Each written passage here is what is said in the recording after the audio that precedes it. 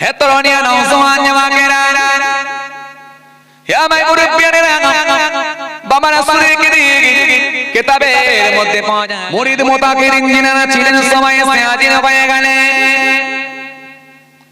সবাই এসে বলতে লাগলেন, এই রকমটা কেন হলো? হুজুর বললেন, বাবা এই রকমটা কেন হলো এটা তো আমি বুঝে উঠতে পারি না। গতকালকে একটা ঘটনা ঘটেছিল, জানি না কোন কারণে এরকম ঘটনা ঘটলো।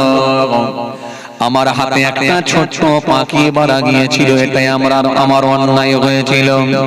কিন্তু এই পাখিটাকে নিয়ে আমি একটু মজা করছিলাম, মারতে আমি চাই না, কিন্তু ভুলবশত মারা গিয়েছিল।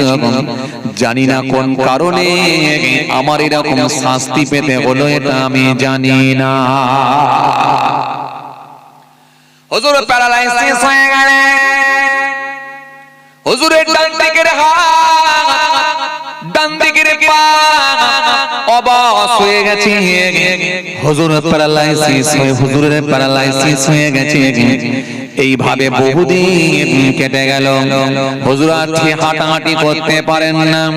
হুজুর আর এক জায়গা থেকে অন্য জায়গায় যেতে পারেন না। হুজুর এক জায়গা থেকে আর এক জায়গায় যাওয়ার মতো হুজুরের আর ক্ষমতা নাই। এইভাবে বহুদিন কেটে গেল। একদিন হুজুর আসরের নামাজ পড়ে নিয়ে হুজুর একটা খাটের উপরে, একটা তক্তপোষের উপরে খোলা জায়গাতে হুজুর একটু কাত হয়ে ঠেক দিয়ে বসে আছেন। হঠাৎ করে দেখা যায় একটা সর্প, একটা সাপ মুখে করে একটা ব্যাঙ নিয়ে, একটা সর্প একটা সাপ মুখে করে একটা ব্যাঙ নিয়ে ওই হুজুরের তক্তপোষের খাটের সামনে দিয়ে যাচ্ছে। কিন্তু ব্যাঙটা বাঁচার জন্য চি চি করে আওয়াজ দিচ্ছে, ডাকছে। ওই ব্যাংকটা যখন বাঁচার জন্য ডাক দিতে লেগেছে, কিতাবের মধ্যে পাওয়া যায় ওই আল্লাহওয়ালা মানুষটি তক্তপোষের উপরে, খাটের উপরে শুয়ে আছেন, একটু হেলান দিয়ে আছেন। মনে মনে ভাবলেন, আমি অসুস্থ মানুষ, উঠে গিয়ে সাপের মুখ থেকে ব্যাংকটাকে ছাড়িয়ে দেওয়ার ক্ষমতা আমার নাই।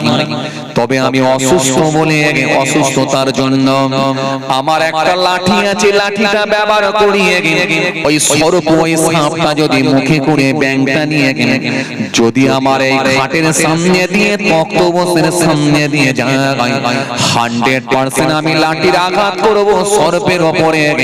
একবার চেষ্টা করব ওই ব্যাংকটাকে বাঁচানোর মালিক আল্লাহ, মুখ থেকে ছাড়িয়ে দেবার চেষ্টাটা আমি করব একবার।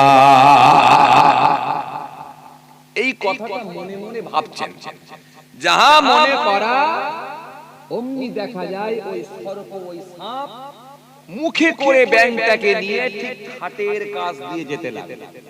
যেই খাটের কাছ দিয়ে যেতে লাগলো, হুজুর যে কথা ভেবেছেন একেবারে সেইভাবেই কাজ।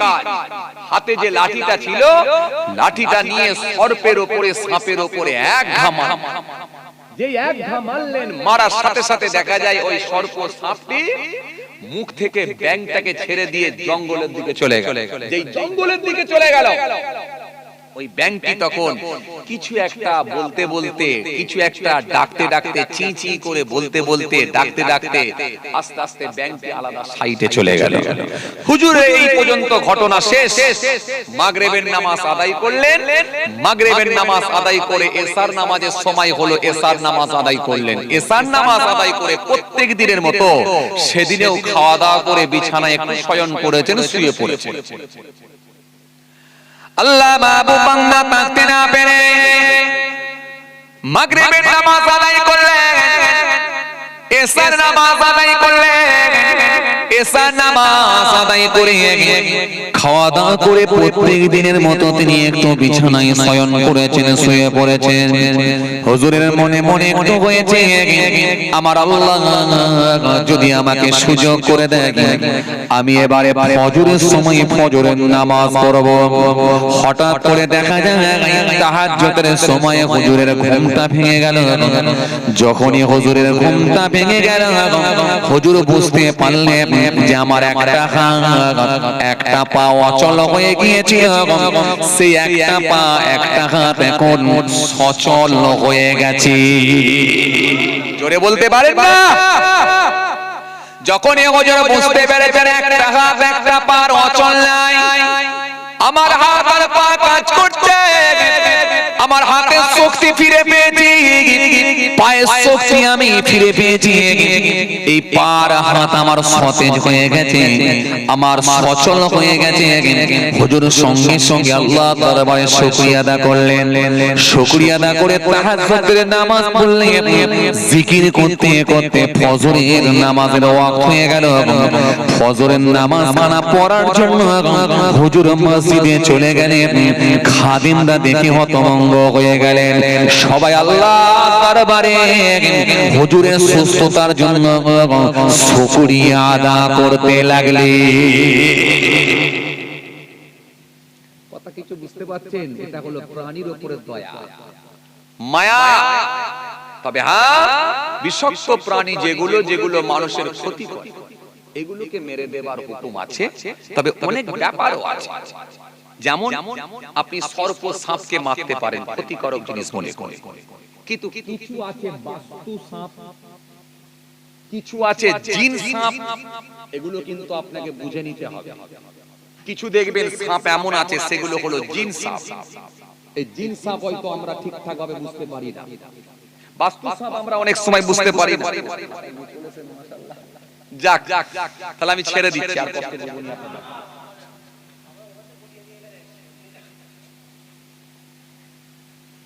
সমস্যা তো আবার বলেন কেন? শীতের রাত তাড়াতাড়ি আমারও হয়ে যেত, হ্যাঁ তাবারও হয়েছে, তাড়াতাড়ি খাইয়ে দাইয়ে পাঠিয়ে দেবো। এই তো মাশাআল্লাহ 12টার কাছাকাছি তো হয়েই গেছে গো।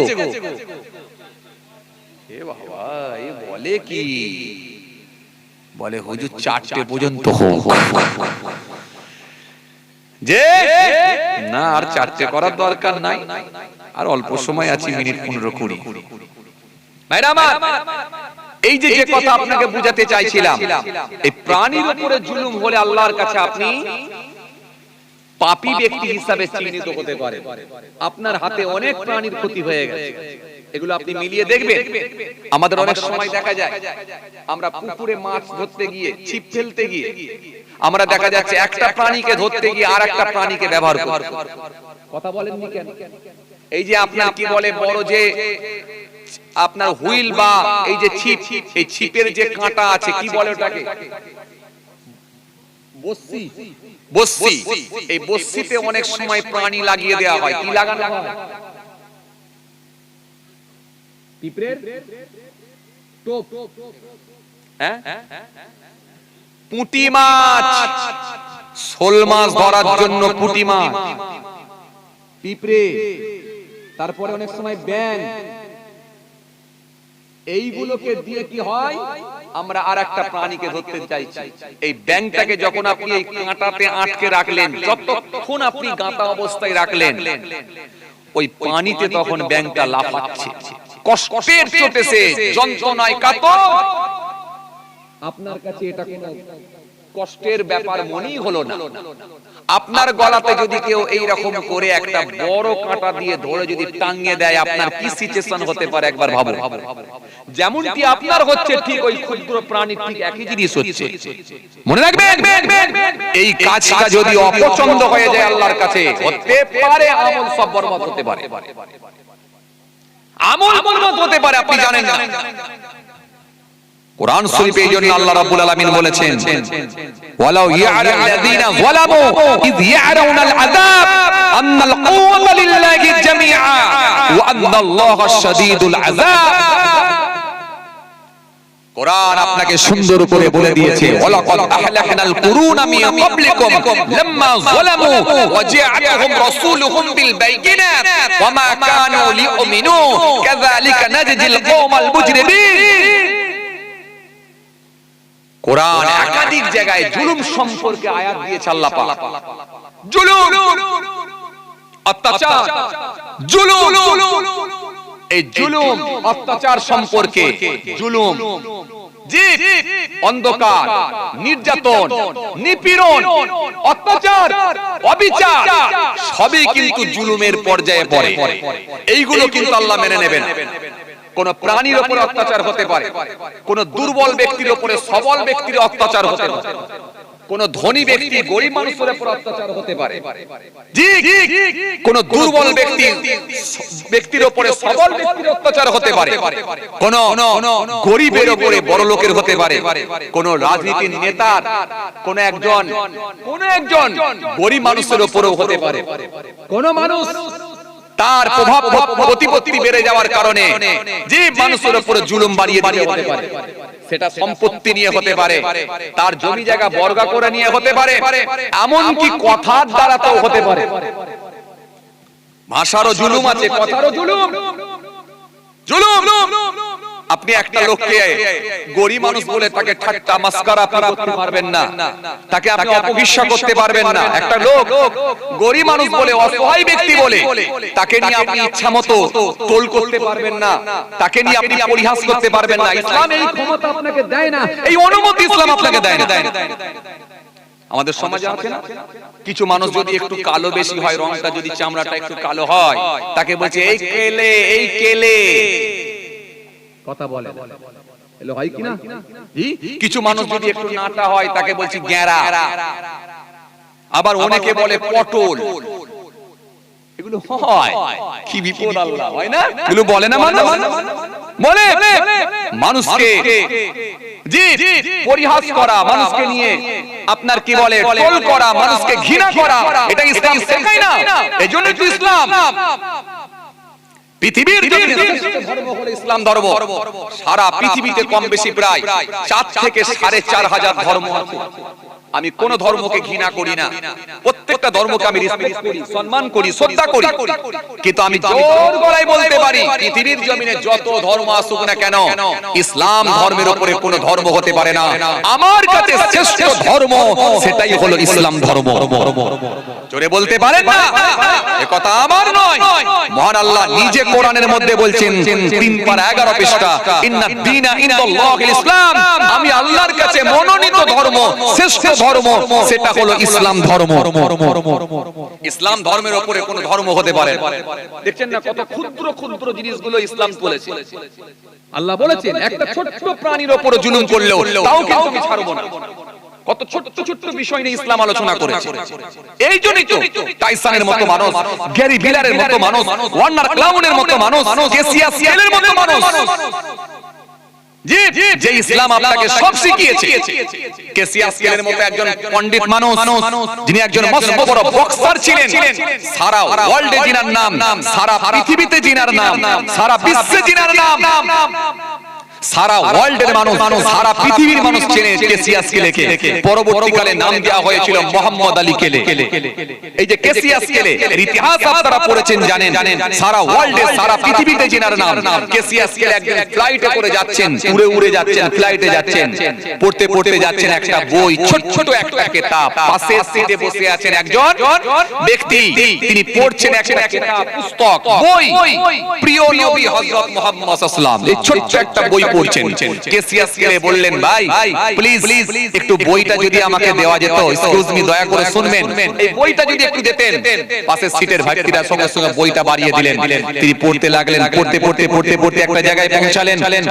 হযরত মুহাম্মদ সাল্লাল্লাহু আলাইহি ওয়াসাল্লাম, যিনি পৃথিবীর জমিনে শ্রেষ্ঠ মহামানব হিসাবে আল্লাহ যিনাকে পৃথিবীর জমিনে প্রেরণ করেছিলেন, যে হযরত মুহাম্মদ সাল্লাল্লাহু আলাইহি ওয়াসাল্লাম has been the most practical and most successful of all prophets, সেই নবী যিনার ধ্যান আল্লাহ সবথেকে বেশি বাড়িয়েছেন, সেই হযরত মুহাম্মদ সাল্লাল্লাহু আলাইহি ওয়াসাল্লাম বললেন, এই পৃথিবীর জমিনে আমি রাসূল সত্য আর মিথ্যাকে পৃথক করে দিতে চাই। এই পৃথিবীর জমিনে ন্যায় আর অন্যায়কে পৃথক করে দিতে চাই। এই পৃথিবীর জমিনে সাদা চামড়ার কালো চামড়াকে আমি রাসূল পৃথক করে দিতে চাই না। সাদা চামড়ার কালো চামড়ার মধ্যে কোনো তফাৎ নাই। এই পৃথিবীর জমিনে আমি ন্যায়কে প্রতিষ্ঠিত করার জন্য এসেছি। কেসিয়াস কেলে ছিলেন একজন কালো চামড়ার চামড়ার মানুষ, তাই তিনি বলতে লেগেছেন, মুহাম্মদ সাল্লাল্লাহু বললেন, এই পৃথিবীর জমিনে সাদা চামড়ার কালো চামড়ার মধ্যে কোনো তফাৎ নাই। পৃথিবীর জমিনে মনে রেখো, উঁচু আর নিচু বলে, উঁচু জাতের নিচু জাতের বলে কোনো মানুষ হয় না। পৃথিবীর জমিনে, এই পৃথিবীর জমিনে উঁচু আর নিচু বলে কিছু নাই। উঁচু জাতের মানুষ, নিচু জাতের মানুষ বলে কিছু নাই। সম্ভ্রান্ত পরিবারের মানুষ আর একজন সাধারণ পরিবারের মানুষের মধ্যে কোনো তফাৎ নাই। সাদা চামড়া কালো চামড়ার মধ্যে কোনো তফাৎ নাই।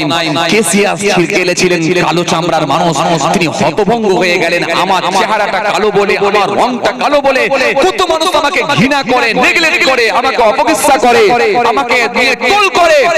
বিশ্ব মানব হযরত মুহাম্মদ সাল্লাল্লাহু আলাইহি তিনি বলছেন সাদা চামড়া কালো চামড়ার মধ্যে কোনো তফাৎ নাই। তিনি হতভম্ব হয়ে গেলেন। হয়ে গিয়ে তিনি গোরাবুল আরবের ইতিহাস বললেন।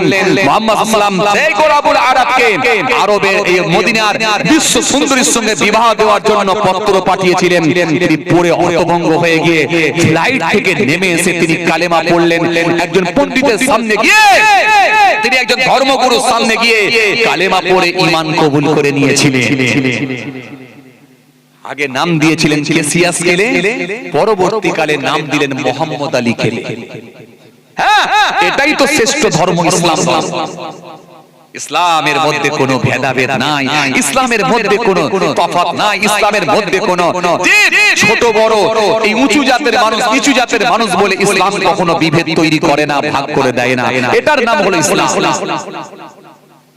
কথা কিছু বুঝতে পারছেন ভাইরা? বন্ধুরা, আমার সাথে মহব্বতের ভাইরা, যে কথা বুঝাতে চাইছিলাম, আমার দিনদার ইমানদার নেক আল্লাহওয়ালা ভাইরা, সেই ইসলাম ধর্মের অনুসারী যারা, জি আপনারা আমাদেরকে খুব সিস্টেমেটিক চলতে হবে। জীবনে চলার পথে এমন কিছু ছোট ছোট কাজ আছে আল্লাহর কাছে অপছন্দ হলে সেটা আমাদের জন্য কিন্তু কঠিন হয়ে যাবে, কঠিন হয়ে যাবে। আর সেটার হিসাব যদি আল্লাহ চায়, নিশ্চিতভাবে কোনো মানুষ দিতে পারবে না, সে অপারক হয়ে পড়বে। আমার দিনদার ইমানদার নেক আল্লাহওয়ালা ভাইরা, এজন্য প্রাণীর উপরে জুলুম করা এটাও কিন্তু আল্লাহ পছন্দ করে না, করে না। আমাদের সমাজে এগুলো অনেক সময় হয়ে থাকে। দেখা যাচ্ছে কুরবানির মার্কেটে আপনি গরুর দালালি করেন বা গরুর বিজনেস করেন, ভালো আপত্তি নেই, দালালি করেন বা বিজনেস করেন, গরু ব্যবসায়ী যাই বলেন না কেন, জি কিন্তু এই কুরবানির মার্কেটে যখন আপনি গরু নিয়ে এক জায়গা থেকে আরেক জায়গায় যাচ্ছেন, ওই ছোট হাটিতে যখন গরুগুলোকে লোড করেছেন, যেখানে 4টে গরু ধরার ক্যাপাসিটি, সেখানে আপনি 7খানা গরু ঢুকিয়েছেন, ঠেলে গুজে গরু ঢুকিয়ে দিয়েছেন। কোন গরুর দেখা যাচ্ছে পেছনের ঠ্যাং দুটো রাস্তার দিকে ঝুলে আছে, কোন গরুর কল্লা দেখা যাচ্ছে রাস্তার দিকে ঝুলে আছে, ডালা বডি থেকে নিচের দিকে ঝুলে আছে। কোন গরুকে আপনি এমন ভাবে বেঁধে দিয়েছেন ঘাটটা একটু তুলতেও পারে না, চোখ দিয়ে পানি জড়িয়ে যাচ্ছে। কোন গরুর পিঠের উপরে, কোন গরুর ঘাড়ের উপরে দাঁড়িয়ে আপনি 150 কিলোমিটার, 100 কিলোমিটার, 70 কিলোমিটার, 80 কিলোমিটার রাস্তা যাচ্ছেন, গরুর উপরে দাঁড়িয়ে দাঁড়িয়ে, প্রাণীর উপরে দাঁড়িয়ে দাঁড়িয়ে যাচ্ছেন দুটো পয়সার জন্য। যেখানে আপনার 700 টাকা ইনকাম হতো, সেখানে 1000 টাকা ইনকাম হবে। এই 300 টাকা আপনি ইনকাম করতে গিয়ে আপনারা আমলকে সব বরবাদ করছেন। কথা কিছু বুঝতে পারেন? এই কথা কিছু বুঝতে পারছেন? আমি যেখানে যে একটা টপিকের উপরে আলোচনা করি, আজকে টপিক যেটা তৈরি করেছি, জুলুম করো না।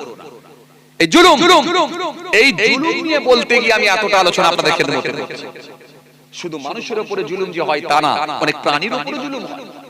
আর প্রাণীর উপরে যদি আপনি মায়া, দয়া, ভালোবাসা দেখাতে পারেন, আল্লাহ পছন্দ হলে এটার জন্য আপনার নাজাতের ওসিলাও আল্লাহ করে দিতে পারে। কথা বুঝে আসছে? सबसे आला इज्जत वाले पल बहारे ताकत वाले हुर्मत वाले करमत वाले तुम पर लाखों सलाम अस्सलाम या नबी अस्सलाम या नबी अस्सलाम या नबी अस्सलाम या नबी अस्सलाम या नबी अस्सलाम या नबी अस्सलाम या नबी अस्सलाम या नबी या नबी अस्सलाम या नबी अस्सलाम या नबी अस्सलाम अल्लाहुम्मा सय्यदना व अला आलिहि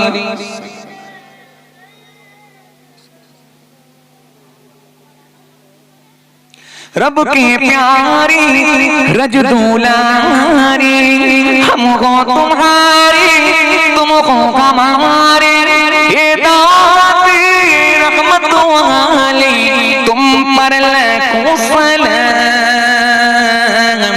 अस्सलाम या नबी अस्सलाम या नबी अस्सलाम या नबी अस्सलाम या नबी अस्सलाम या नबी अस्सलाम या नबी या नबी अस्सलाम या नबी अस्सलाम या नबी अस्सलाम अल्लाहुम्मा सल्ले अला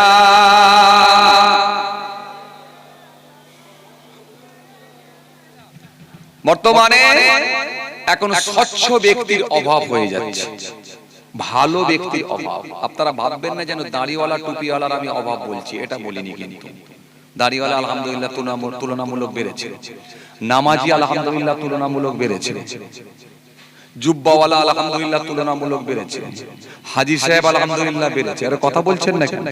বেড়েছে না বাড়েনি? আগের দিনে একটা হাজী সাহেব গ্রামে এলে জি ওই হাজী সাহেবকে দেখতে যেত মানুষ, কথা বলে না। এখন কে দেখতে যাবে? যে ছেলেটাকে বলছে জানিস অমুক হুজুর অমুক জন হাজী সাহেব হয়ে এসেছে, বলছে আমার বাপও হাজী, আমার আব্বাও হাজী। আবার এখন এই কম পয়সায় সার্ভিস দিচ্ছে, মাশাআল্লাহ উমরা তো একবার করিয়েছে, হজ না করতে পারলেও উমরা করে চলে এসেছে, এরকম লোকও আছে গ্রামে, আল্লাহর কাবা দেখে চলে এসেছে। তো সুতরাং হাজী সাহেবও বেড়েছে, ইমাম সাহেব বেড়েছে, দাড়িওয়ালা বেড়েছে, টুপিওয়ালা বেড়েছে, জুব্বাওয়ালা বেড়েছে, কিন্তু স্বচ্ছ লোকের আজকের দিনে অভাব হচ্ছে। পরিষ্কার লোক, স্বচ্ছ লোক, তাকওয়াওয়ালা লোক, আল্লাহওয়ালা লোকের সংখ্যা আজকের দিনে কমে যাচ্ছে। কেন? ওই দাড়িওয়ালাকে বিশ্বাস করা যায় না। সব দাড়িওয়ালাকে আমি খারাপও বলছি না, কিন্তু কিছু দাড়িওয়ালা মার্কেটে আছে, দাড়ি রেখেও গালাগালি দিতে পিছিয়ে যায় না। কথা বলছেন না কেন? এটা হ্যাঁ না কিছু বলেন না রে বাবা। কিছু দাড়িওয়ালা এমনও আছে পকেটে বিড়ি নিয়ে ঘুরতেও কিন্তু লজ্জা করে না, সময় হলে টান মেরে দেয়, অসুবিধা মনে করেন। তো সুতরাং সব দাড়িওয়ালাকে খারাপ বলি না, কিন্তু কিছু দাড়িওয়ালার জন্য বাকি দাড়িওয়ালাদের দুর্নামও হয়, কথা ঠিক কিনা বলেন। কিন্তু মলি সাহেবের জন্য, কিছু হুজুর সাহেবের জন্য বাকি হুজুর বাকি মলি সাহেবদের দুর্নামও হয়, কথা ঠিক কিনা বলবো। এগুলো সমাজের মানুষ, একটা শ্রেণীর মানুষ বলে থাকে, কিন্তু সবাইকে এক কাঁটাই ফেললে হয় না, এক পাল্লাই ফেললে হয় না, সবাইকে এক প্ল্যাটফর্মে আপনি ওজন করলে হবে না। ক্যাটাগরি থাকবে, আলাদা আলাদা থাকবেই থাকবে। তার ভেতরে ভালো নিশ্চয়ই আছে, ভালো না থাকলে কিয়ামত হয়ে যাবে। যেদিনে ভালো থাকবে না সেদিনে জানবেন পৃথিবী আর টিকবে না। তো সুতরাং আমি আপনাদেরকে যেটা বোঝাতে চাইছিলাম, কি বোঝাতে চাইছিলাম, যে স্বচ্ছ ব্যক্তি, ভালো লোকের আজকের দিনে অভাব হচ্ছে। আর ভালো ব্যক্তি বলে যদি আপনি আল্লাহর কাছে পরিচিত হয়ে যেতে পারেন, নিশ্চিতভাবে আপনি টেনশন মুক্ত। আপনার জন্য আমার আল্লাহ নিশ্চিতভাবে 100% আল্লাহর দয়ার জান্নাত দেবেন বলে ওয়াদা দিয়েছে। জোরে বলতে পারেন না?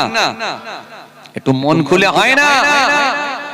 ইন্নাল্লাযীনা আমানু ওয়া আমিলুস সলিহাত কানাত লাহুম জান্নাতুল ফিরদাউসি নুজুলা। কোরআন আপনাকে বলে দিয়েছে, ইন্নাল্লাযীনা আমানু ওয়া আমিলুস সলিহাত লাহুম জান্নাতুন তাজরি মিন তাহতিহাল আনহার যালিকাল ফাওজুল কাবীর। কোরআন আপনাকে বলে দিয়েছে।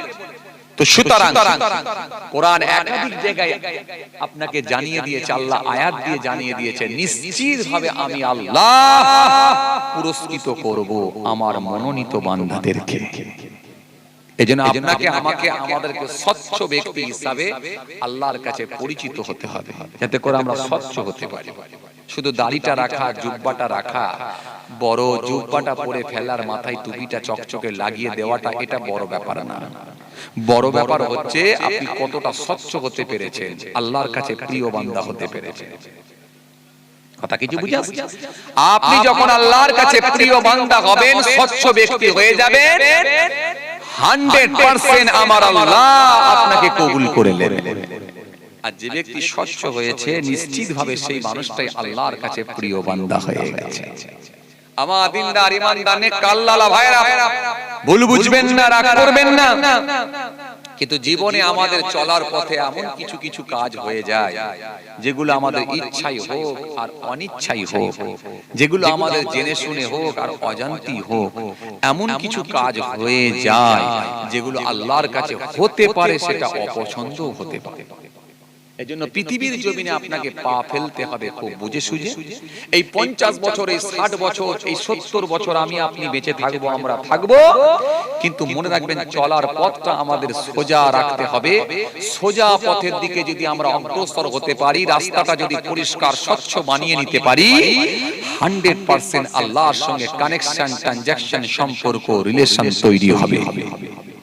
জোরে বলতে পারেন না সুবহানাল্লাহ?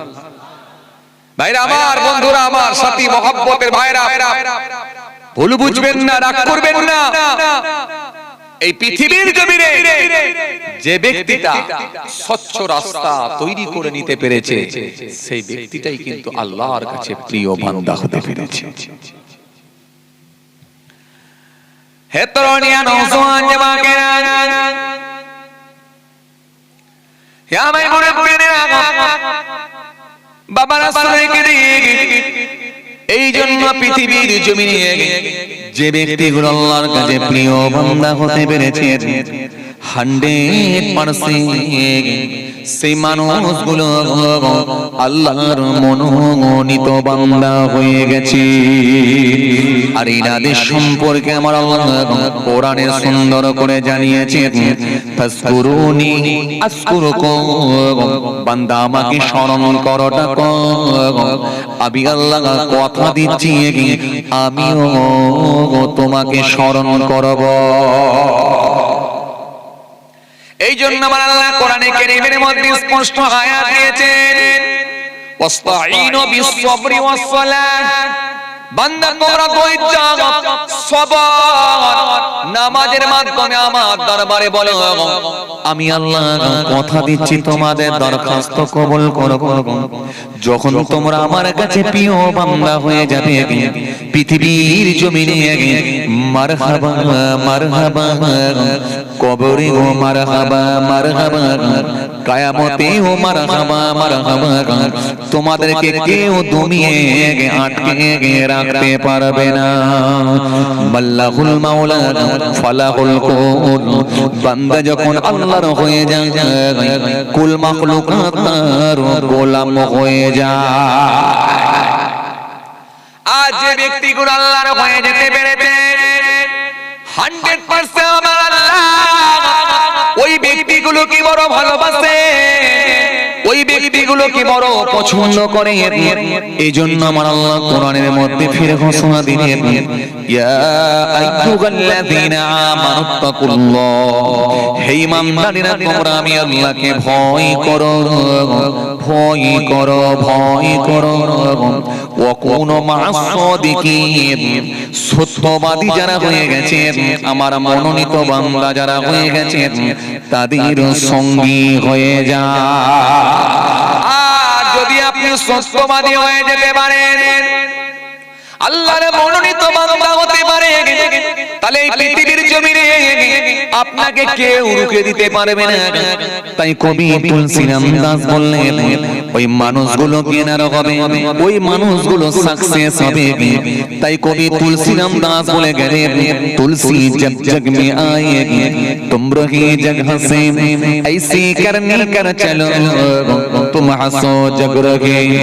বাংলা কবি বললেন, যখন জন্ম তুমি নিয়েছিলে ভবে, তুমি মাত্র কেঁদেছিলে হেসেছিল সবে, এমন জীবন হবে করিতে গঠন, মরণে হাসিবে তুমি কাঁদিবে ভুবন।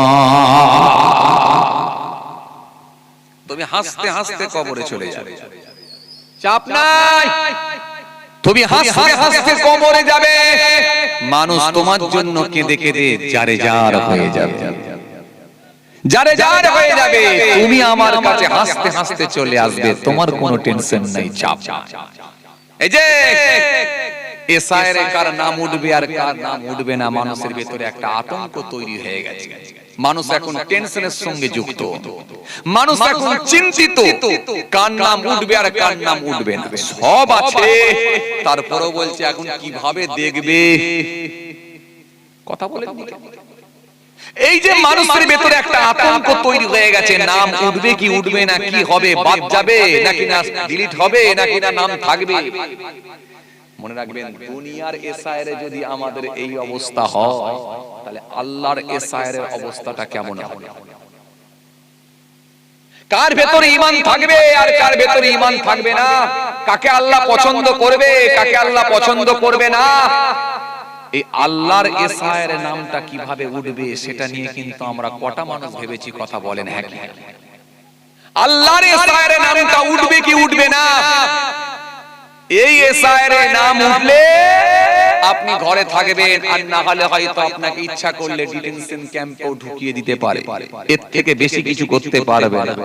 কিন্তু আল্লাহর এসআইআর যদি নামটা না উঠে, কবরটা আপনার জন্য খুব কঠিন জায়গা হয়ে যাবে। আর আল্লাহ নারাজ হয়ে গেলে, আল্লাহ অসন্তুষ্ট হলে, আল্লাহ ইচ্ছা করলে তাকে জাহান্নামেও দিতে পারেন শাস্তি স্বরূপ। সুতরাং আল্লাহর এসআইআর নামটা তোলা আমাদের জন্য অত্যন্ত জরুরি। কথা ঠিক কিনা? ভাইরা আমার, বন্ধুরা আমার, সাথী মহব্বতের ভাইরা, ভুল বুঝবেন না, রাগ করবেন না।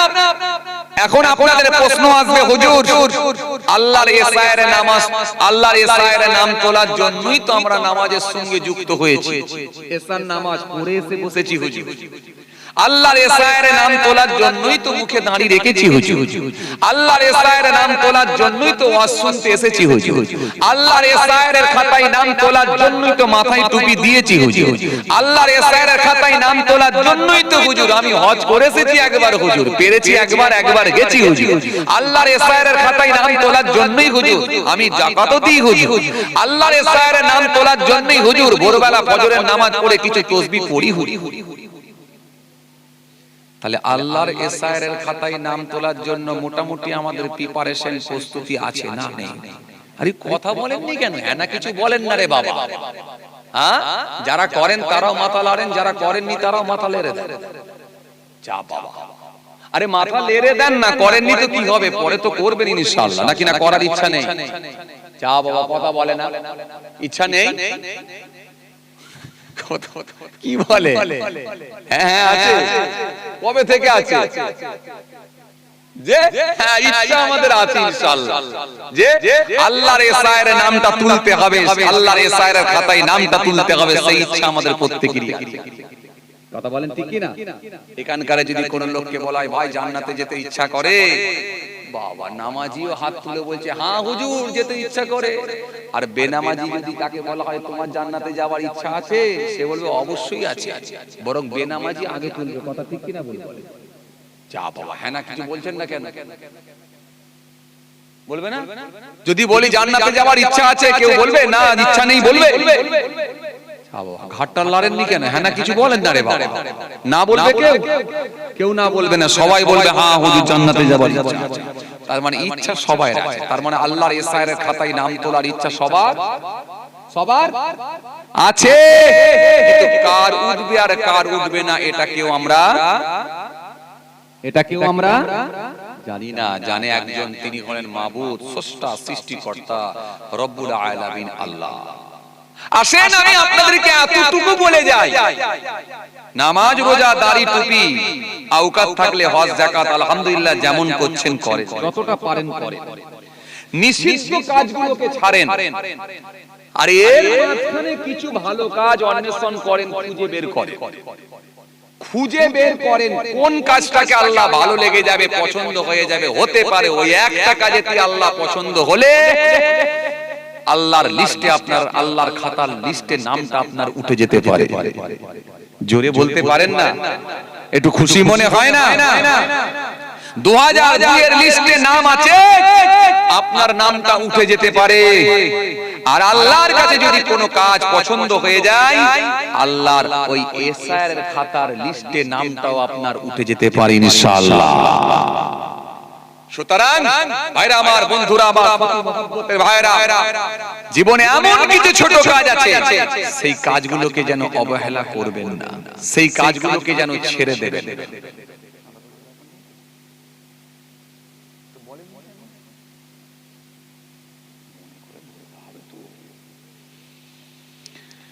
ভাইরা আমার, বন্ধুরা আমার, সাথী মহব্বতের ভাইরা, যে কথা বুঝাতে চাইছিলাম, তা আল্লাহর ইফতারের খাতায় নামটা তুলতে হলে আমাদের কিন্তু চলার পথটা কিন্তু ঠিক রাখতে হবে। জীবনে এমন কিছু কাজ আছে যেগুলো আকারে ছোট ক্ষুদ্র হতে পারে, সেগুলোকে ক্ষুদ্র বলে ইনকার করলে হয় না, নেগলেক্ট মনে করে সেগুলোকে সরে গেলে হয় না, ঘৃণা মনে করে সরে গেলে হয় না, নাক সিটকে দূর দিয়ে চলে গেলে হয় না। হতে পারে ওই একটা ভালো কাজই আপনার জান্নাতে যাওয়ার জন্য যথেষ্ট হয়ে যেতে পারে। জোরে বলতে পারেন না একটু? জি, আজকে আমি পড়ছিলাম, আজকেই আমি পড়ছিলাম, কিতাবের মধ্যে এসেছে, বিশ্বাস করেন আজকেই পড়ছিলাম, আমার খুব ভালো লাগলো হাদিসটা। আমি আবার ফোনেতে ছবি তুলে নিলাম, পৃষ্ঠার পেজটার আবার ছবি তুলে নিলাম, পড়লাম, খুব ভালো লাগলো। হযরত আবু হুরায়রা রাদিয়াল্লাহু তাআলা আনহু থেকে বর্ণিত একটা হাদিস এসেছে। জি, হযরত আবু হুরায়রা রাদিয়াল্লাহু তাআলা আনহু বলেন, জি, একজন ব্যক্তি রাস্তার উপর দিয়ে হেঁটে হেঁটে যাচ্ছেন, যেতে যেতে যেতে যেতে তৎকালীন সময়ে তিনি অত্যন্ত পানির তেষ্টা তিনাকে লাগলো, প্রচন্ড পানির পিপাসায় তিনি কাতর হয়ে পড়লেন। সামনে দেখতে পেলেন একটা কূপ, কুয়া। হে তরুণিয়া নওজওয়ান জওয়াকে, হে ভাই বুড়ে বুড়ে না বাবারা শুনে গেলে ওই ব্যক্তিটা যখন কূপ দেখতে পেলে, কুয়া যখন দেখতে পেলে, কিতাবের মধ্যে পাওয়া যায় ওই ব্যক্তিটা আস্তে আস্তে ওই কূপের সামনে গিয়ে ওই কূপ থেকে কিছুটা পেট ধরে নিচে না বলে নেমে সেখান থেকে পানি তুলে পানি খেয়ে কলিজা ঠান্ডা করলে। কিন্তু ওই ব্যক্তিটা ওপরে চলে এলেন, ওপরে এসে দেখলেন আমি তেষ্টায় পিপাসায় যেমন কলিজা ফেটে যাচ্ছিল, অনুরূপ ভাবে একটা কুকুর তারও তেষ্টায় কলিজা ফেটে যায়। ওই কূপের ধারে এসে মুখটা মাঝে মাঝে কূপের দিকে একবার করে আগিয়ে দেয়, আর জমিন থেকে মাটিটা চাটতে থাকি। ওই ব্যক্তিটা যখন বুঝতে পারলেন নিশ্চিত ভাবে কুকুরটা বড় পিপাসা লেগেছে, বড় তেষ্টা লেগেছে। কিতাবের মধ্যে পাওয়া যায় ওই ব্যক্তিটা থাকতে না পেরে সেই কূপ থেকে একটু নিচে নামলে, ওই কূপের মধ্যে খানিকটা নেমে গেলেন। নেমে গিয়ে তিনি পড়েছিলেন মোজা, ওই মোজাটা খুলে ওই মোজাটা নিয়ে ওই মোজার মধ্যে পানি নিয়ে ওপরে চলে এলেন। ওপরে এসে কুকুরটার মুখটা ধরে কুকুরের মুখে কিছুটা পানি দিয়ে দিলেন। পানি দিয়ে আস্তে আস্তে ওই কুকুরটা যখন পানিটা খেয়ে নিল, তার জানটা ঠান্ডা হয়ে গেল। ওই ব্যক্তিটা আস্তে আস্তে চলে গেলেন। কিতাবের মধ্যে পাওয়া যায় এই ছোট ভালো কাজকে আল্লাহ পছন্দ করে। ওই ব্যক্তিটাকে আল্লাহর দয়ার জান্নাত দিয়ে দিলি।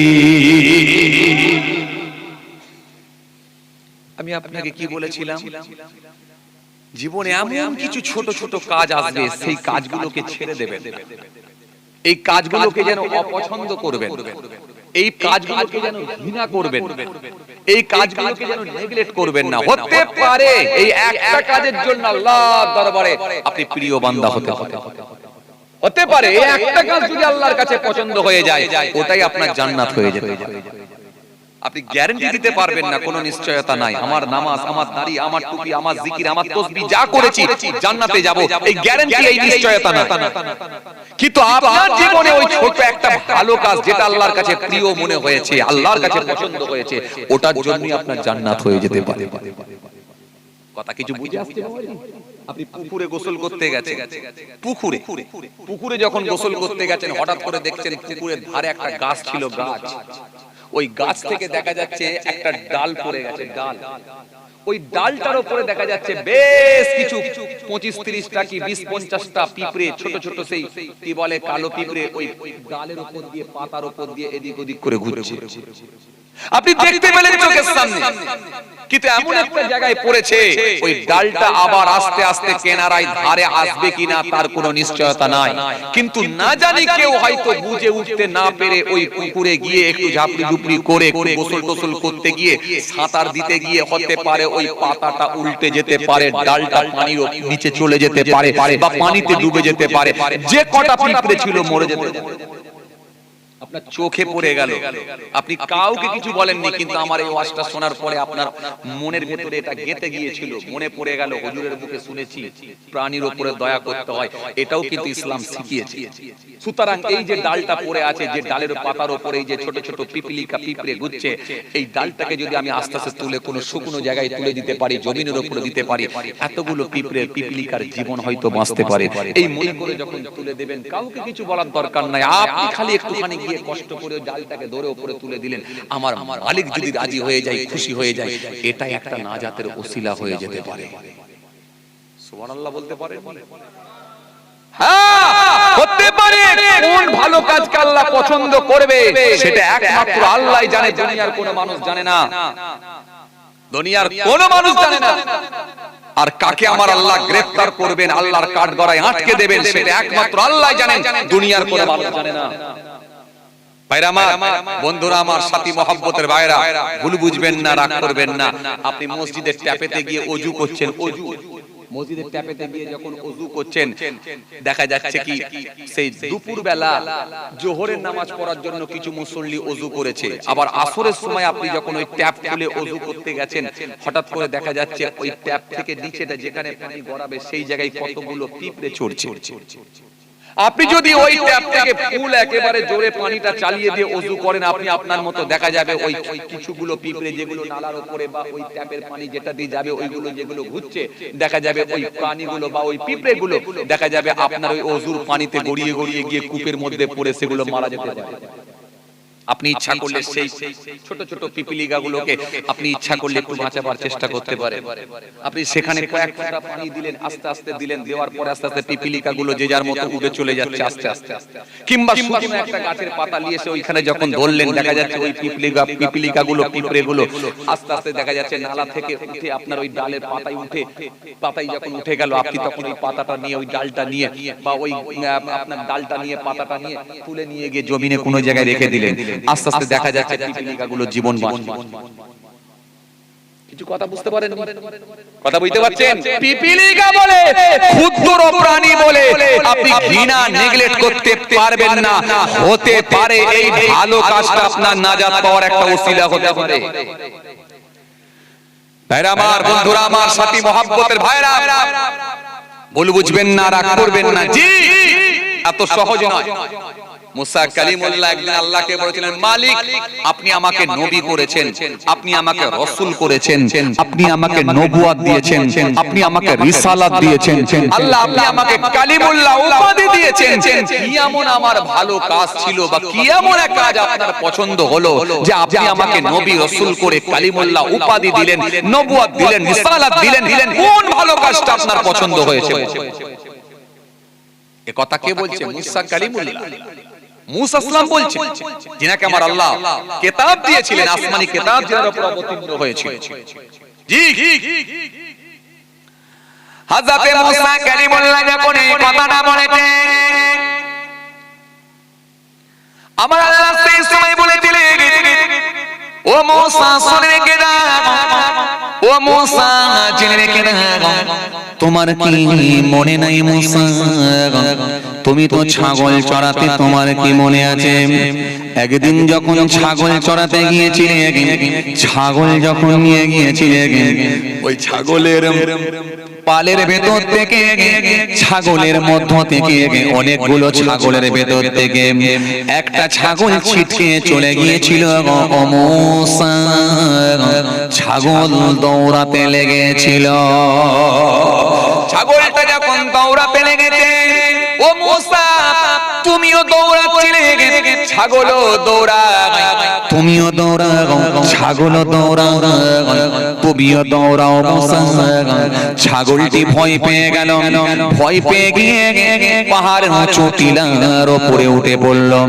পাহাড়ের উঁচু টিলার ওপরে উঠে ছাগলটা থরথর থরথর করে কম্পন করতে লাগলো, থরথর থরথর করে কাঁপতে লাগলো। ও মুসা তুমিও পাহাড়ের উঁচু টিলার ওপরে উঠে পড়লে। মুসা সালাম বড় রাগী মানুষ ছিল, এই ওয়াজ বড় রাগী মানুষ ছিলেন। এই ছাগলের মধ্য থেকে যখন একটা ছাগল ছিটকে চলে গেছে, ছাগল দৌড়াচ্ছে, তুমিও দৌড়াও মুসা। তোমার প্রচন্ড রাগ হয়েছিল সেই সময়। ছাগলটি যখন ছুটে ছুটে ছুটে ছুটে গিয়ে পাহাড়ের উঁচু টিলার উপরে উঠে কম্পন হতে লাগলো, কাঁপতে শুরু করলো, থরথর করে কাঁপছে। মুসা তুমিও পাহাড়ের উঁচু টিলার উপরে উঠলে, উঠে তোমার প্রচন্ড রাগ হওয়ার পরেও কিন্তু এই ছাগলের দৃশ্য দেখে, অবস্থা দেখে তোমার অন্তরে একটা মায়া জন্মে গেল, একটা মোহাব্বত তৈরি হলো, একটা ভালোবাসা তৈরি হলো, একটা আন্তরিকতা তৈরি হলো। তুমি ছাগলটিকে সেই সময় বলেছো, ছাগল তুই বড় ভয় পেয়ে গেছিস না, তুই বড় ভয় পেয়ে গেছিস, বড় টেনশন করছিস ছাগল, তুই মনে মনে ভাবছিস আমি তোমার উপর প্রহার করব, আমি তোকে মারবো, আমি তোকে কষ্ট দেব। তুই ছাগল তোর সঙ্গী সাথীদেরকে ছেড়ে এসে বড় ভয় পেয়ে গেছিস, তোর কাঁপনি শুরু হয়ে গেছে। চল, আমি মুসা তোকে কষ্ট দিতে নারাজ, চল তোকে মারা তো দূরের কথা, তোর উপর প্রহার করা তো দূরের কথা, না প্রহার করব না, মারবো না, চলে আয়, চলে আয়, তোকে আমি কষ্ট দিয়ে আর হাঁটিয়ে হাঁটিয়ে নিয়ে যাব না, তোকে আমি কোলে করে নিয়ে গিয়ে ওই দলের মধ্যে, পালের মধ্যে ছেড়ে দেবো। ও মুসা সেই সময় তুমি ওই ছাগলের বাচ্চাটিকে বুকে করে নিয়ে, কোলে করে নিয়ে গিয়ে ওই পালের মধ্যে, দলের মধ্যে গিয়ে ছেড়ে দিয়েছিলে। এই কাজটাই তো আমি আল্লাহর কাছে বড় পছন্দ হয়ে গিয়েছিল। জোরে বলতে পারেন না? একটু খুশি মনে হয় না? হে মুসা শুনে রেখে নাও, জেনে রেখে নাও, ওই ছাগলটিকে যখন পাহাড়ের উঁচু টিলার উপর থেকে কোলে করে নিয়ে, বুকে করে নিয়ে ওই ছাগলের বাচ্চাটাকে নিয়ে ও মুসা টুকটুক টুকটুক করে তুমি নিয়ে এসে অনেক ছাগলের ভেতরে পালের মধ্যে ছেড়ে দিয়েছিলে। ও মুসা তোমার এই ছোট ভালো কাজটা আমি আল্লাহকে বড় ভালো লেগে গিয়েছিল। সেদিনে তোমার এই ছোট দয়া, ছোট ভালোবাসাটাকে আমি আল্লাহ বড় পছন্দ করে নিয়েছিলাম। সেদিন এই ভালো কাজটাকে কবুল করে নিয়ে তোমাকে আমি আল্লাহ কালিমুল্লাহ উপাধি দিয়ে দিয়েছিলাম। কিছু কথা বুঝতে পারছেন? এত সহজ। এই জন্য কজনের আমল টিকছে আর কজনের টেকেনি আল্লাহই ভালো জানে। এই জন্য 1000টা লোকের ভেতরে মাত্র একটা জান্নাতে যাবে। মনে রাখবেন, জান্নাতে যাওয়া বড় সহজ, জান্নাতে যাওয়া বড় কঠিন। আল্লাহ যদি দয়া করে মাফ করে দেয় বড় সহজ, আর আল্লাহ যদি বলেন আটকাবো, ধরবো, কৈফিয়াত করব, প্রশ্ন করব, প্রশ্নের সম্মুখীন যদি হতে হয়, আল্লাহ না করেন, নবী বলছেন কাউকে যদি প্রশ্নের সম্মুখীন হতে হয় নিশ্চিতভাবে সে মানুষটা ধ্বংস হয়ে যাবে। এজন্য কোন কাজকে আমরা ছোট না মনে করি, ক্ষুদ্র না মনে করি। আমাদের দ্বারা যতগুলো ভালো কাজ করা সম্ভব হয় চেষ্টা করব সেই ছোট ছোট ভালো কাজগুলো করে দেওয়ার। ইনশাআল্লাহ হতে পারে আল্লাহর কাছে যদি কোনো একটা পছন্দ হয়ে যায়, এটাই আল্লাহ ইচ্ছা করলে নাজাতের ওসিলাও করে দিতে পারে।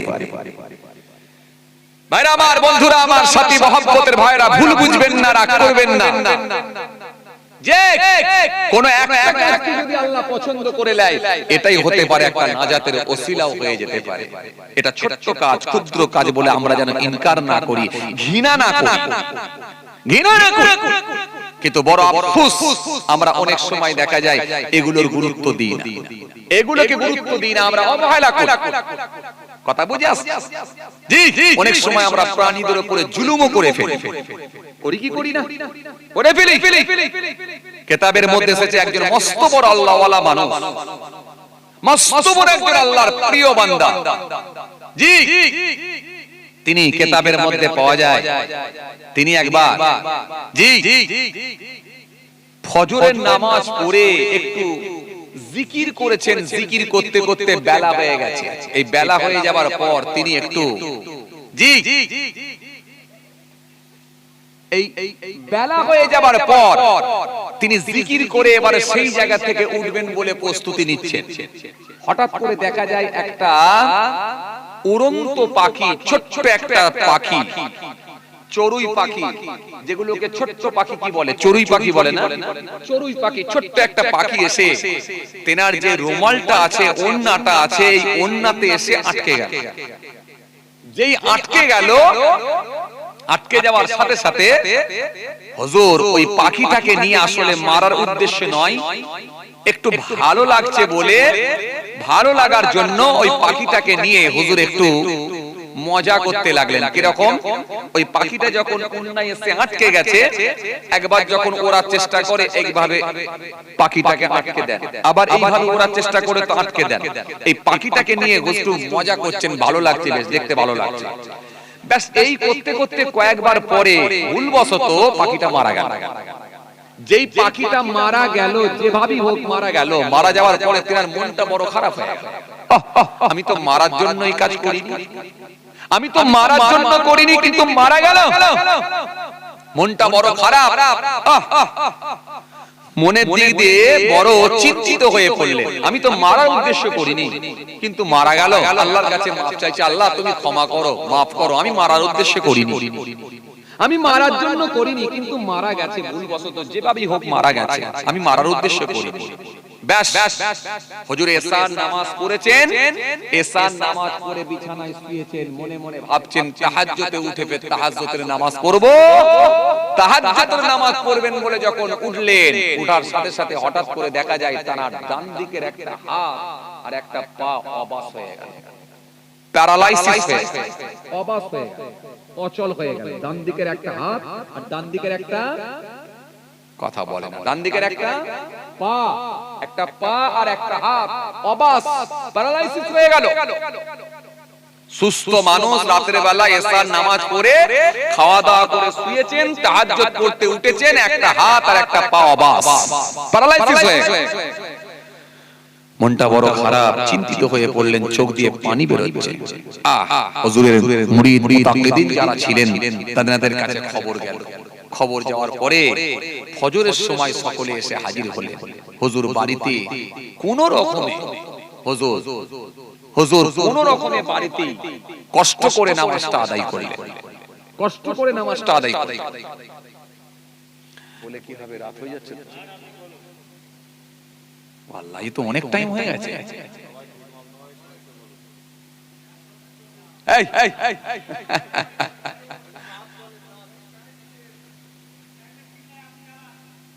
সর্বনাশ, জোশ তো বিরাট, মাশাআল্লাহ, যে খুবই ভালো লাগছে, আলহামদুলিল্লাহ। থাকবেন আপনারা, আওয়াজ ভালো পাচ্ছি না, বুঝি থাকবেন আপনারা, মাশাআল্লাহ, সবাই থাকবে।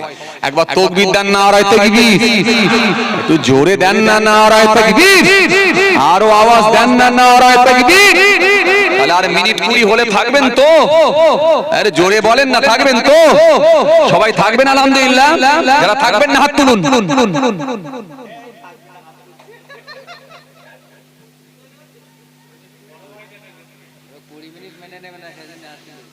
ও দেখেছেন তো ইমাম সাহেব আমার অভিজ্ঞ মানুষ, বলছে হুজুর 20 মিনিটটা ওরা মেনে নিতে পারছে না, ওই জন্য হাত তুলেছে।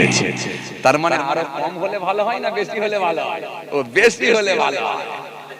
যে মাশাআল্লাহ খুব ভালো লেগেছে, আলহামদুলিল্লাহ। আসেন, ওয়াজ তো অনেক, ওয়াজ তো অনেক, যেদিক দিয়ে টানবেন সেটা দিয়ে ওয়াজ হবে। কথা ঠিক কিনা বলুন? কথা ঠিক কিনা বলবো? কেন? ইসলাম ধর্মটা এমন একটা ধর্ম, এর সার্কেল, এর গন্ডিটা অনেক বড়, অনেক বড়। নামাজের ওয়াজ, রোজার ওয়াজ, হজ যাকাতের ওয়াজ, দাড়ি টুপির ওয়াজ, সেবার ওয়াজ, ভাতৃত্বের ওয়াজ, আদর্শের ওয়াজ, মনুষ্যত্বের ওয়াজ, ইনসানিয়াতের ওয়াজ, ঐক্যের ওয়াজ, চরিত্রের ওয়াজ, কালচারের ওয়াজ, শিষ্টাচারের ওয়াজ, মা বাপের খেদমতের ওয়াজ, প্রতিবেশীর হকের ওয়াজ, আত্মীয়র সঙ্গে সুসম্পর্ক বজায় রাখার ওয়াজ, এতিম মিসকিনের সঙ্গে ভালো আচরণ, ভালো ব্যবহার করার ওয়াজ, আপনার চারিত্রিক জীবন, পারিবারিক জীবন, সাংসারিক জীবন, রাজনৈতিক জীবন, অর্থনৈতিক জীবন, সামাজিক জীবন, যেটা আপনি টপিক তৈরি করবেন, যে বিষয়টা নিয়ে বলবেন সেটা নিয়ে ওয়াজ হবে। ইসলাম ধর্ম এমন একটা ধর্ম, আলহামদুলিল্লাহ, এর সার্কেল, এর গন্ডি অনেক বড়, আর পুরোটাই মেনে নেওয়ার নাম হলো ইসলাম। তাই আমরা আমাদের চলার পথে এমন কিছু ছোট ছোট কাজ আমাদের দ্বারা হয়ে যায়, হতে পারে আল্লাহর কাছে অপছন্দ হতে পারে। তাই আপনাদের সামনে এরকম ছোট্ট একটা টপিক তৈরি করে তার উপরে কিছু আলোচনা করছি, যেগুলো খুব ক্ষুদ্র ক্ষুদ্র কাজ, কিন্তু আমাদের কাছে এগুলো ক্ষুদ্র মনে হলেও কিন্তু আল্লাহ যদি নারাজ হয়ে যায়, সেটা আল্লাহর কাছে এটা বৃহৎ হয়ে দাঁড়াতে পারে। আর আমার বন্ধুরা, আমার সাথী মহব্বতের ভাইরা, ভুল বুঝবেন না, রাগ করবেন না। জি, এজন্য কোরআন শরীফের মধ্যে আল্লাহ সুন্দর করে বলেছেন, লাকাদ আহলাকনাল কুরুনা মিন ক্বাবলিকুম লাম্মা যালামু ওয়া জাআতুহুম রাসূলুহুম বিল বাইয়িনাত ওয়া মা কানু লিউমিনু কাযালিকা নাজজিল কওমাল মুজরিমিন। এই আয়াতের ভিতরে আল্লাহ পাক স্পষ্ট ঘোষণা দিয়ে বললেন, তোমাদের পূর্বের বহু মানুষকে আমি আল্লাহ নির্মূল করে দিয়েছি, শেষ করে দিয়েছি। লাম্মা যালামু, যখন তারা জুলুম করেছে, এই যারা জুলুম করেছে তাদেরকে কিন্তু আমি ছাড়ি না, তাদেরকে আমি ছাড়ি না।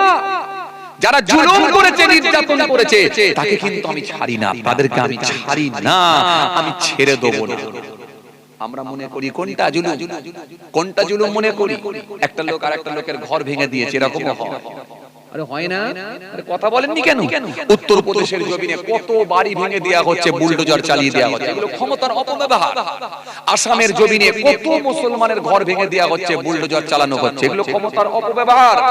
কত মাদ্রাসা, কত মসজিদ, কত মক্তব ভেঙে দেয়া হচ্ছে ইচ্ছাকৃতভাবে, এগুলো ক্ষমতার অপব্যবহার। এগুলো ক্ষমতা আছে বলে রাজশক্তিকে কাজে লাগিয়ে দিয়ে কিছু মানুষ তারা ভেঙে দিচ্ছে।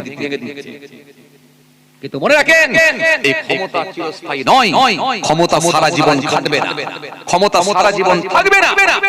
যার নাম ছিল ফেরাউন, জি, রেগে আগুন, মুসা নবী বলছে আল্লাহর দিকে ফিরে আসুন। যখন সে আসলো না, আল্লাহ বলে ও মুসা আর হবে না, পাঠাচ্ছি আমি আল্লাহ, পাঠাচ্ছি আমি আল্লাহ ফেরেশতা, পানিতে ডুবিয়ে করব ওকে শায়েস্তা।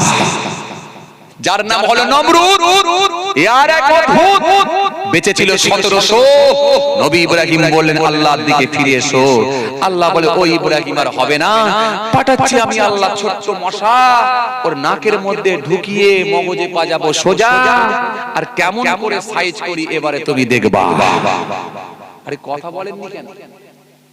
এই ওয়াজ করেননি? এই ওয়াজ করেননি? ألم تر إلى الذي حاج إبراهيم في ربه أن آتاه الله الملك إذ قال إبراهيم ربي الذي يحيي ويميت قال أنا أحيي وأميت قال إبراهيم فإن الله يأتي بالشمس من المشرق فأت بها من المغرب فبهت الذي كفر والله لا يهدي القوم الظالمين। তাফসীর যদি করা হয় আপনি হতভম্ব হয়ে যাবেন। বড় বড় মাস্তানকে আল্লাহ সাইজ করে তাদের নাম নিশানা মিটিয়ে দিয়েছে। জি, নাম হলো তার আবু লাহাব। নিজেকে বলেছিল আমি বড় নবাব, জুলুম করা হলো তার স্বভাব। আমার আল্লাহ যখন ধরলেন করে দিলেন তাকে বরবাদ। নাম হলো তার কারণ কত বাড়বে ও বারো। আমার নবী হাত তুলে বলে আল্লাহ এবারে ওকে ধরো। এই জন্য বড় বড় মাস্তানকে আল্লাহ সাইজ করে দিয়েছে। এই পৃথিবীর জমিনে বড় বড় মাস্তানদের অস্তিত্বকে আল্লাহ বিলীন করে দিয়েছে। নাম হলো তার সামুদ গোত্র। আর হযরতে লূত নবী বলেছিলেন হয়ে যা ভদ্র, না হলে আল্লাহর তরফ থেকে আসবে পত্র। হয়ে যা এখনো সময় আছে, হয়ে যা ভদ্র। যখন তারা হলো না ভদ্র, পাঠালেন আমার আল্লাহ জিবরাইল ফেরেশতাকে। চলে এলেন জিবরাইল, মাটিতে দানাটা লাগালেন, করে দিলেন তাদেরকে কাইল। জমিনের উপরে যখন দানাটা একবার মারলেন, জমিনটাকে তুলে উল্টে দিয়ে পরাটার মতো উল্টে দিলেন। নাম নিশানা তাদের মুছে গেল। পৃথিবীর জমিনে যারা জুলুম অত্যাচার করেছে তাদের অস্তিত্বকে আমার আল্লাহ বিলীন করে দিয়েছে। আজ যারা আইনের জালে জড়িয়ে দেব বলা, আজ যারা আইনের জালে জড়িয়ে দেওয়ার চেষ্টা চালা, কোথাও বলো এনআরসি হবে, কোথাও বলো এনপিআর হবে, কোথাও বলো এসআইয়ের নাম দিয়ে মানুষগুলোকে চিহ্নিত করা হবে। মনে রেখে দিও, অন্যায় ভাবে যদি কোনো মানুষের উপর জুলুম অত্যাচার হয়, নিশ্চিত ভাবে পৃথিবীর কোনো মানুষ যদি জবাব নাও দিতে পারে, 100% আমার রব তোমাদের জুলুমকে মিটিয়ে দেবে। কখন ধরে না ধরে না ধরে না, যখন আমার রব ধরবে সেদিনে কিন্তু পালাবে আর কোনো জায়গা পাওয়া যাবে না। এই জন্য বাবাজি আমার ভাইরা, এই জন্য আমার আল্লাহ সুন্দর করে বলে লাম্মা যালামু, যখন তারা জুলুম করেছিল, ওয়াজাআতুহুম রাসূলুহুম বিল বায়িনাত, অথচ আমি আল্লাহ তাদের কাছে পাঠিয়েছিলাম নবী রাসূলদেরকে। প্রত্যেকটা নবী রাসূলদেরকে আমি আল্লাহ পাঠিয়েছি।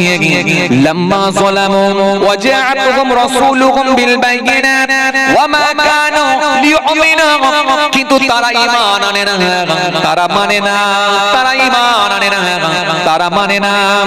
ওয়া মা কানু লিউমিনু কাযালিকা নাজজিল কওমাল মুজরিমিন। আর আমি আল্লাহ শাস্তি প্রয়োগে কিন্তু অত্যন্ত কঠোর। যখন আমি ধরব সেদিনে কিন্তু পালাবার আর কোনো জায়গা থাকবে না, কারণ আমি আল্লাহ শাস্তি প্রয়োগে অত্যন্ত কঠোর হয়ে যাব। বলছেন ভাই, সব 4 আনা 8 আনা 12 আনা খুজরো খাজরা 65 বছর 63 বছর বাঁচবে, তাতেই বলছে কে থাকবে আর কে থাকবে না আমরাই ঠিক করব। কথা বলে না। ফেরাউন বেঁচে ছিল কত বছর? কম বেশি প্রায় 700 বছরের কাছাকাছি। নমরুদ বেঁচে ছিল কত বছর? 1700 বছর। 1700 বছর রাজত্ব করলো নমরুদ। হ্যাঁ, আসমানে উঠছে আল্লাহকে মারবে, তার অস্তিত্বকে আল্লাহ চুরমার করে দিলেন। নমরুদের নাম নিশানা মিটিয়ে দিয়ে ইব্রাহিম খলিলুল্লাহর মর্যাদাকে আল্লাহ বৃদ্ধি করে দিলেন। কথা বলেন ঠিক কিনা? ভাইরা আমার, বন্ধুরা আমার, সাথী মহব্বতের ভাইরা, ভুল বুঝবেন না, রাগ করবেন না। যে কথা আমি আপনাদের বুঝাতে চলে এলাম, এই মানুষের উপরে জুলুম হওয়া বন্ধ হোক, দুর্বল ব্যক্তির উপরে সবল ব্যক্তির অত্যাচার বন্ধ হোক, নিরীহ মানুষের হক মেরে খাওয়াটা এটা বন্ধ হোক। ক্ষমতাবান ব্যক্তিগুলো অসহায় ব্যক্তিদের উপরে যেন ক্ষমতা চালিয়ে তাদেরকে যেন জর্জরিত না করে দেওয়া হয়, এটা বন্ধ হোক। মনে রাখবেন, এই ক্ষমতা চালাবেন নিরীহ মানুষগুলোর উপরে, এই ক্ষমতা কিন্তু খুব বেশি দিন চলবে না, চলবে না। সময় আসবে, সময় আসবে আপনার এই ছাতিকে, আপনার এই দেহকে মাটিতে আল্লাহ মিশিয়ে দিয়ে পোকার খাবার বানিয়ে দেবে। কথা ঠিক কিনা? ভাইরা আমার, বন্ধুরা আমার, সাথী মহব্বতের ভাইরা, জি জি যে কথা বলতে চলে এলাম, হযরত সুলাইমান আলাইহিস সালামের কথা বলছিলাম, তাই না? ছোট্ট প্রাণী নিয়ে বলতে সুলাইমান নবীর কথা বলতে আমি এতদূর চলে এলাম। আর একটু চলেন আগিয়ে যাই, না দেরি হয়ে যাবে, দেরি হয়ে যাবে। কেন বলেন দেখিনি? কালেকশন আছে না না না কালেকশন আছে আবার সালাম কিয়াম আছে আবার দোয়া আছে অনেক এই না আবার আল্লাহ নিয়ে কোন সময় আলোচনা হবে ইনশাআল্লাহ সকলে আমার জন্য দোয়া করবে আমি আপনাদের জন্য দোয়া রাখি বলতে বলতে অনেক টাইম হয়ে যাবে কথা বুঝতে পারছেন হ্যাঁ আবার আল্লাহ করলে ফের ইনশাআল্লাহ আলোচনা হবে আসেন ছোট্ট করে দাঁড়িয়ে সালাম করব বিদায় নেব হে নবী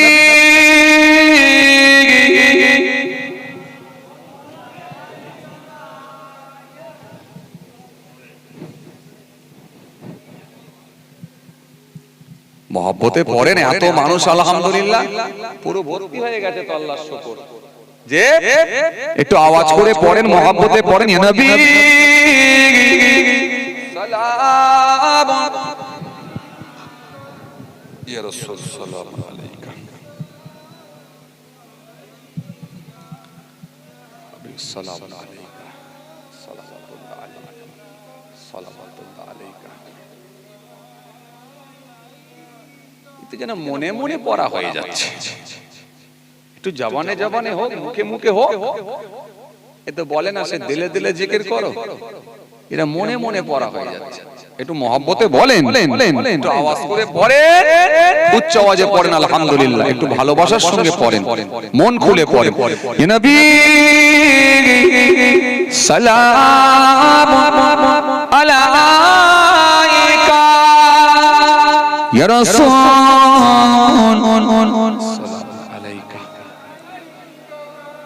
يا حبيب سلام عليك صلوات الله عليكم आज है ईद ए मुबारक आज है रोज़े ए मुसर्रत आज है वक़्ते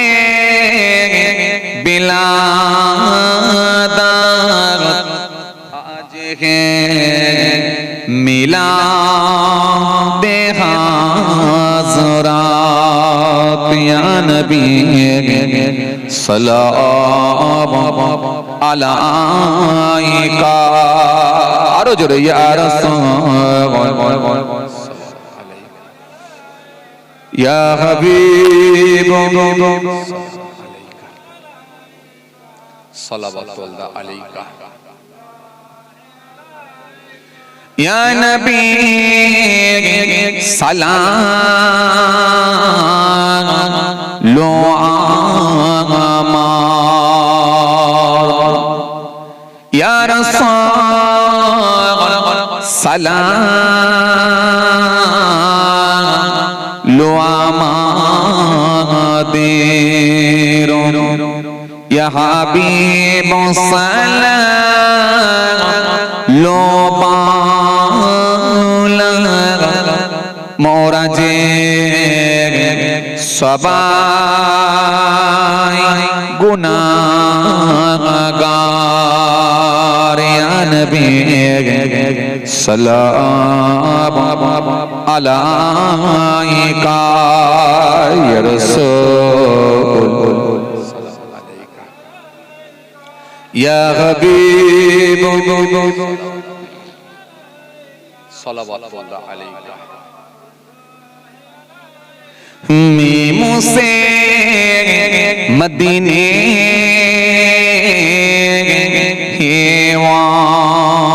वाले हे से हसमी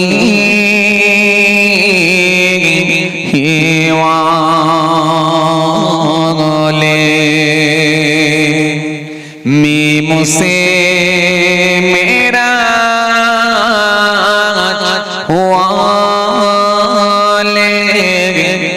दाल से दीदार हुआले या नबी सलाम अलैका আরো জোরে ইয়া রাসূল সালাম আলাইকা ইয়া হাবিব সালামুন আলাইকা সালাওয়াতুল্লাহ আলাইকা সকলে বলে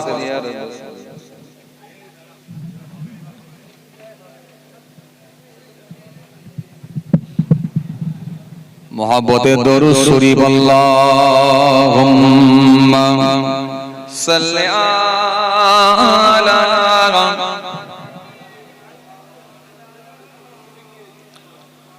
ওয়া আলা আলি সাইয়্যিদিনা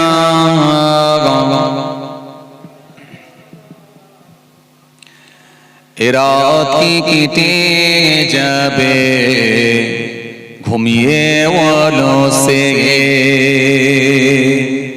হে রাত কি কেটে যাবে ঘুমিয়ে ওয়ালো সে তুমি কি জানবে না তোমার নিজেকে প্রভুকে প্রভুকে প্রভুকে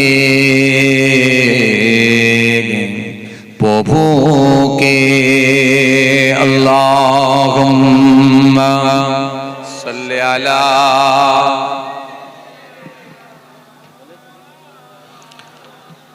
ওয়া আলা আলি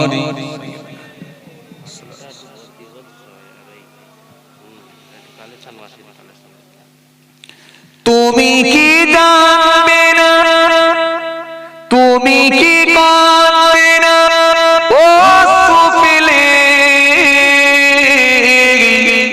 তুমি কি বলবে না দুহাত তুলে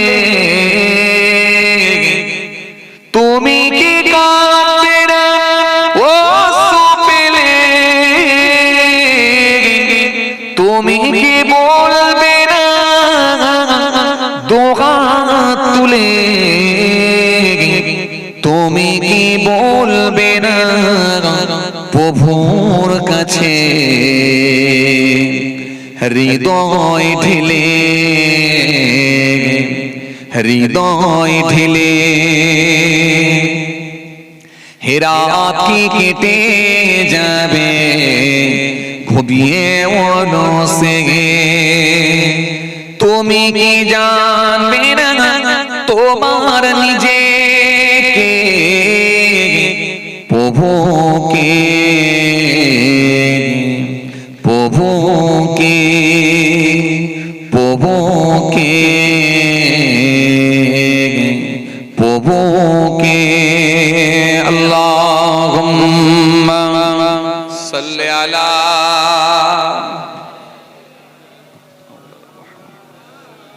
আলি সাইয়্যিদিনা মাওলানা মুহাম্মদ সাল্লাল্লাহু আলাইহি ওয়াসাল্লাম মাশাআল্লাহ আলহামদুলিল্লাহ আপনারা অনেক সময় দিয়েছেন আল্লাহ মাহফিলকে কবুল করেন আমরা জোরে বলি আল্লাহুম্মা যাই হোক আমার ভাইরা বড় আশা করে বলেছেন আর আমি এর আগে তুলে দিয়েছিলাম তাই না আগেও উঠেছিল যাক আলহামদুলিল্লাহ আগামী বছরের জন্য জলসার জন্য তাই তো আগামী বছরে এই জলসার জন্য তাই তো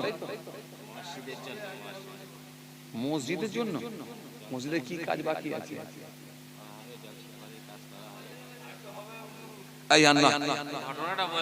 না না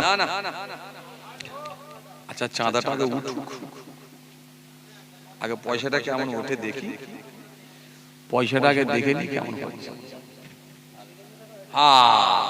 ইমাম সাহেব ভালো বলেছে কি বলছেন তেল তেল যেমন আলো তেমন ভালো ভালো তেল যেমন হবে আলো তেমন জ্বলবে কথা বুঝতে পারছো যাক আগে পয়সাটা দেখে নি কেমন উঠছে যাক মসজিদের জন্য তাই তো মসজিদের কিছু কাজ বাকি আছে নাকি মসজিদের কিছু কাজ বাকি আছে কাজ হবে কিছু এই মসজিদের কাজের জন্য প্রতি বছর আলহামদুলিল্লাহ জলসার মাহফিল হয়, আর কিছু চাঁদা ওঠে। হ্যাঁ ভাইরা বলছেন আলহামদুলিল্লাহ, মাশাআল্লাহ। জি, আপনাদের দানেতেই তো আল্লাহ করাচ্ছেন। যত বেসরকারি মাদ্রাসা আছে, মক্তব আছে, মসজিদ আছে, সব আপনাদের মতো খেটে খাওয়া মানুষের দানেতেই আল্লাহ করায়। কথা ঠিক কিনা বলেন? জি, তো আলহামদুলিল্লাহ, দানকারীকে আল্লাহ বড় ভালোবাসে, আল্লাহ বড় পছন্দ করে। প্রতি বছরই আপনারা দেন, নিশ্চয়ই বছরও আপনারা দেবেন। আবার দুনিয়ার মধ্যে সবথেকে ভালো জায়গা, উৎকৃষ্ট জায়গা, ভালো জায়গা, সেটা হলো বাইতুল্লাহ, আল্লাহর ঘর। আর দুনিয়ার মধ্যে সবথেকে নিকৃষ্ট জায়গা, খারাপ জায়গা, সেটা হলো বাজার, চায়ের দোকান, যেখানে মানুষ সময় অপচয় করে, যেখানে অত্যাধিক সময় ব্যয় করে। এটা হলো দুনিয়ার মধ্যে সবথেকে খারাপ জায়গা। আপনি প্রয়োজনে যান, চা খান, বাজার করুন, চলে আসুন, কিন্তু সময় ইনভেস্ট করবেন না। কিন্তু সময় যদি কাটাতে হয়, কিছু সময় আল্লাহর ঘরে এসে কাটান, নিশ্চিত ভাবে আল্লাহর দরবারে আপনি সওয়াবের হকদার হবেন।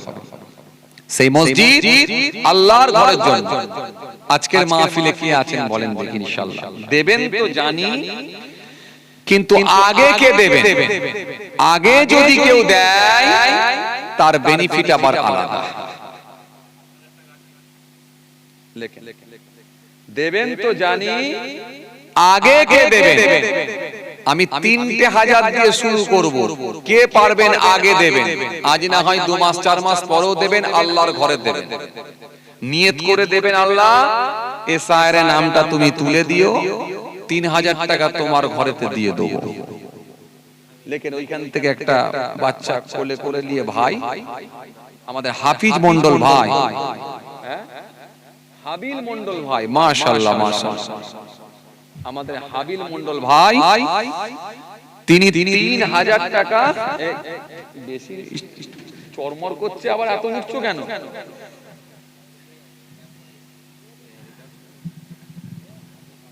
মাশাআল্লাহ, চরমর করছে, ভেঙে যাবে না তো?